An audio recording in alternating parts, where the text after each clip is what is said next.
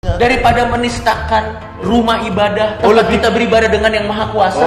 Daripada mengganggu ya. Daripada lebih mengganggu, baik anak kecil bergabung saja dengan kaum saya. Tidak perlu untuk ibadah. untuk sementara. Seterusnya dong.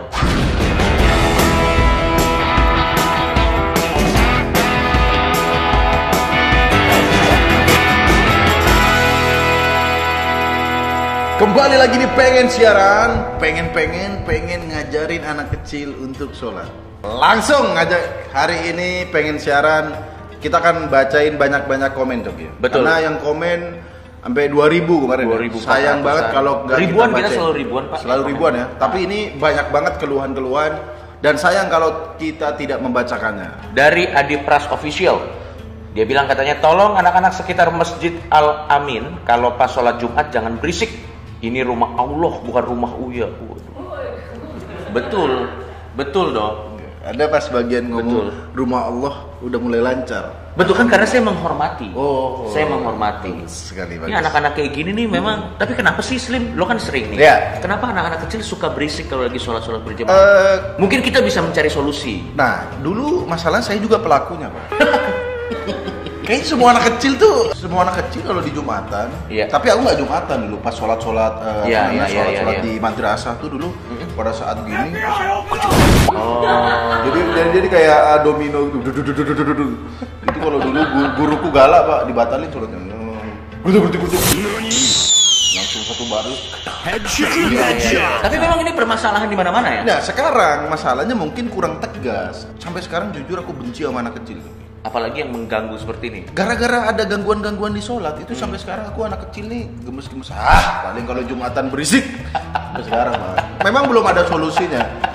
Aku sampai dulu sampai pengen ya. Aku ikutin anak kecil itu ke rumahnya. Iya. Aku mau lapor, hei anak Anda durhaka pada Allah. Sholat dipermainkan, pengen begitu, Pak. Iya. Masalahnya, Iya. bapaknya juga sholat. Tapi di depan, anaknya di belakang. Iya. Mungkin dalam hati apa bapaknya, anakku rajin sekali. Padahal di belakang. Jadi tolong buat orang tua, kalau anak Anda Jumatan hanya untuk bercanda-canda, betul, lebih baik dipasung. Pasung saja. Lebih baik ateis.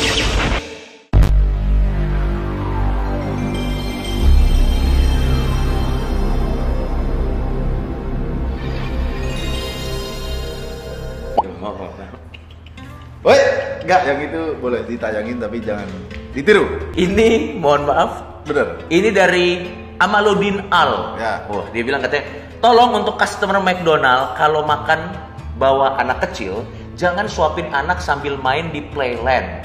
Saya sebagai karyawan capek dan jijik membersihkan muntah anak Anda. Waduh, kasihan ya yang permainan. Jadi memang untuk orang miskin biasanya McDonald dan KFC itu tempat mari kita berekreasi gitu. Udah gitu disuapin kan, lo tau kan yang ada prosotan. Iya, prosotan. Bapaknya juga ngejarnya nyuapin gitu. Nah, kan McDonald bukan tempat ini, ya kan? Ini ada pertanyaan nih. Apakah Aska Kobusier tidak sopan karena memanggil bapaknya dengan nama Dedi? Waduh. Ini Dedinya maksudnya ayah dong, bukan Dedi Kobusier. Iya, nggak apa-apa kalau manggil Dedi, nggak apa-apa. Asal jangan manggil tak botak. Nah, itu baru tidak sopan. Jangan dikasih pomade yang penting. Wah. Slim, tolong tanyain ke Coki, kalau doa dipanjatkan kepada siapa? Nah, ini juga sering menjadi misteri. Kita waktu itu kan sering berburu hantu. Kalau ada setan, ada apa itu saya langsung baca-baca doa gitu. Kalau Anda baca-baca apa? Penelitian ilmiah. Jurnal-jurnal saintis terbaru, desertasi S3, teori-teori Darwin. Jadi saya ada, gua ngeliat putih-putih. Teori black hole.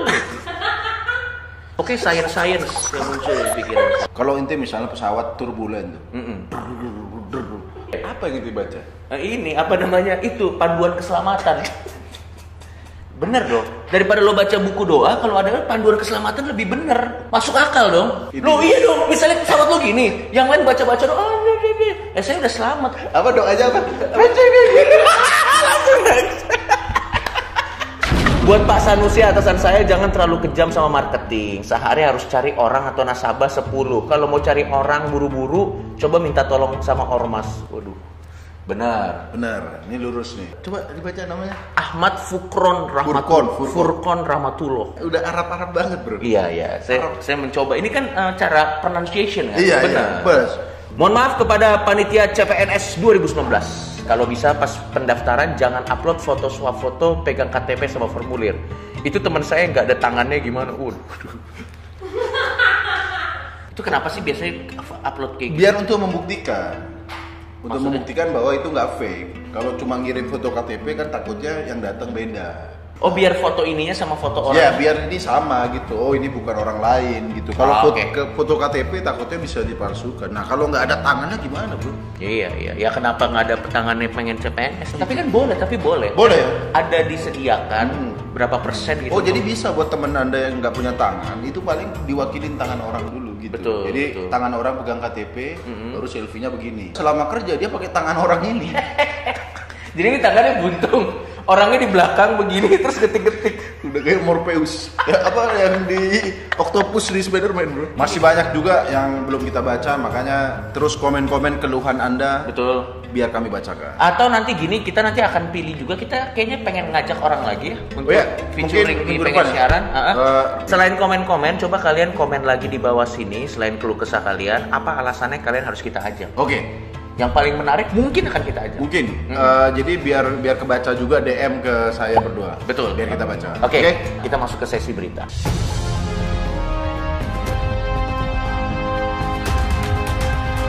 Ini dia berita yang pertama, dilansir dari detik.com. Tidak hanya uang, saksi sebut Dimas Kanjeng bisa keluarkan soto dan rawon. Waduh. Bangsa. Anjing aneh banget kenapa dia keluarin soto. Kalau ini David Copperfield juga salim sama dia, bro. Maksud kalau uang seandainya dia fake, tapi bro kata temanku, bro. Iya. Yang pernah berburu ke dia, bener katanya. Bisa ngeluarin duit. Asli katanya. Nah, tapi kan yang tapi asli dan video itu nggak boleh tersebar. Gitu. Makanya dia jadi kena. Kalau menurut gua ya, cuma kan penelitian terbaru tuh katanya palsu tuh ada jadi ada box lagi di sini. Tapi menurut gua ya, kalau bener ini asli, dia bisa ngeluarin duit, dia bisa ngeluarin soto dan rawon. Menurut gua jangan ditangkep, dia ini dijadiin aset negara aja. Oh iya. Khusus misalnya. Iya, hukumannya jangan dipenjara. Misalnya dia bisa ngeluarin soto dan rawon, berarti bisa ngeluarin bahan makanan, dikirim ke tempat-tempat konflik. Ditaruh di dapur darurat. Dan miskin jangan. Jadi di Palestina? Iya. PBB nurunin parasut di Mas Kanjeng. Nanti di daerah-daerah kan. Jadi unlimited soto. Iya, this is traditional food from Indonesia. Soto rawon. Soto rawon. Dimakan nggak kenyang-kenyang, bro. Iya, Bang. Gaib. Nggak, ini saksinya udah nggak masuk akal. Nggak, ini nggak masuk akal, tai lah. Oke, ini kita masuk ke berita yang selanjutnya. Ini yang lagi viral. Yoi. Korban umroh first travel tidak ikhlas dan pasrah jika uang hasil lelang diserahkan kepada negara. Oh, jadi semua aset-asetnya si penipu nih saya dibalikin ke negara. Dia dilelang dan hasil lelangnya itu tidak dikembalikan ke jemaah yang ditipu, tapi dikembalikan ke negara. Ini dari artikel yang terpisah dari CNN. Sebenarnya masalahnya bukan itu doang ya. Masalah yang utama adalah pernyataan dari Kejaksaan Depok nih. Coba. Pada saat video ini disuting kita belum tahu apakah ada klarifikasi dari beliau, tapi ini kita lansir dari artikel yang terpisah di CNN. Ini dibilang gini, ada pernyataan kontroversial yang disampaikan oleh Kepala Kejaksaan Negeri Depok, yaitu Bapak Yudi Triadi, di mana Bapak Yudi Depok ya ini. Depok memang kota Anda. Jadi Bapak Yudi disebut mengatakan proses lelang barang bukti dan sitaan dan menyerahkan uang hasil lelang kepada negara. Dia juga meminta, jadi Bapak Yudi, kepada jemaah korban first travel agar mengikhlaskan uangnya karena pahala umrohnya sudah diterima menurut Bapak Yudi. Karena ini alasannya. Apa? Daripada uang ini jadi ribut dan konflik di masyarakat, akhirnya diputuskan agar uang tersebut diambil negara. Demikian pernyataan Bapak Yudi. Jadi mungkin maksudnya kita coba positive thinking dulu. Maksudnya Bapak Yudi adalah uang ini kan banyak sekali. Kalau dikembalikan lagi kan mungkin nanti akan ada yang berantem, ada yang merasa kok segini. Biar lebih aman kita kasih aja ke negara. Karena menurut Bapak Yudi, Biar toh nggak berantem. pahalanya sudah diterima. Itu. Tapi kan kalau menurut gue ini malah bikin lebih banyak konflik, Pak. Lebih bikin banyak berantem ya? Gue kan nggak harus umroh kan, karena gue kan bukan orang Islam. Tapi kan perjuangan orang nabung bertahun-tahun untuk umroh itu luar biasa. Iya, Pak. dan statement dia ini menurut saya agak bahaya nih. Bukan Kontroversi bahaya, ya? maksudnya Bisa diperdebatkan. sangat bisa dong. Orang nggak umroh, terus dia bilang pahala umrohnya sudah diterima. Tahu dari mana dia, bro? Orang yang umroh aja belum tentu diterima pahalanya. Yang udah jelas-jelas datang Yang ke tanah udah suci. umroh, kalau dia mungkin nggak ikhlas atau nggak sesuai hukum-hukumnya ada yang dilanggar, bisa aja nggak diterima. Apalagi cuma dari Indonesia kena tipu first travel. Nggak apa-apa, pahalanya udah diterima. Pak Yudi Triadi, Anda tahu dari mana? Anda sekretarisnya Gusti Allah, bagaimana kok tahu-tahu Tapi memang pahala orang diterima? Pemerintah tuh kecenderungannya suka begitu. Ingat nggak di video kita yang lama? Guru Honorer. Gaji kecil nggak apa-apa. Pahala surga. Emang mereka sangat yakin sekali ya bisa menentukan siapa yang masuk surga, siapa yang masuk neraka, siapa yang diterima pahalanya. Apa bedanya sama ormas kalau begitu? Nggak, Pak Yudi, tolong Pak Yudi.